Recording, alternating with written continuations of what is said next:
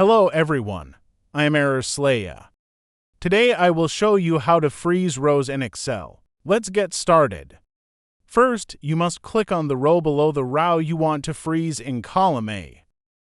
I want the top two rows to freeze, so I click the one below the second row. Then click on the View tab at the top.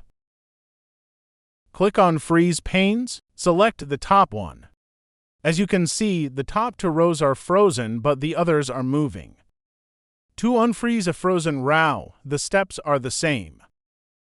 Since we froze the first two rows, we click on the third row. Click View tab. Click Freeze Panes tab, and select Unfreeze Panes. Now unfreezed. The tutorial video showing you how to freeze and unfreeze rows is over. If you found this video helpful, don't forget to subscribe to the unfreeze YouTube channel and like the video.